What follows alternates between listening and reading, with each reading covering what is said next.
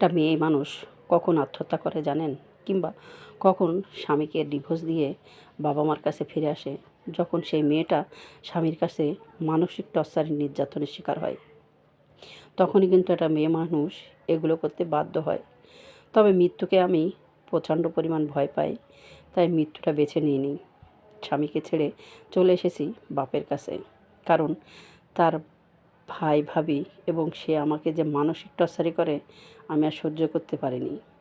এর আগেও তারা অনেকভাবে আমাকে টর্চারি করে, অপমান করে ওদের বাসা থেকে বের করেছে। তারপরেও সন্তানদের মুখের দিকে তাকিয়ে আমি তার সাথে ছিলাম। কিন্তু আজ আর পারলাম না।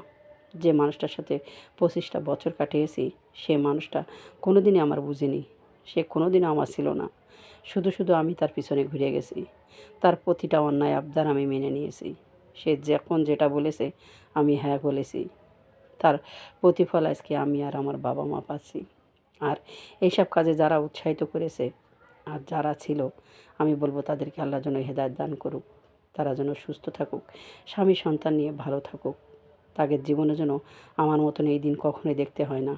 তারা যেন সবসময় ভালো থাকে। আর যে মানুষটা আমার সাথে প্রতারণা করেছে, আল্লাহ তার হেদায়েত দান করুক, তাকে ভালো রাখুক। আল্লাহ হাফেজ।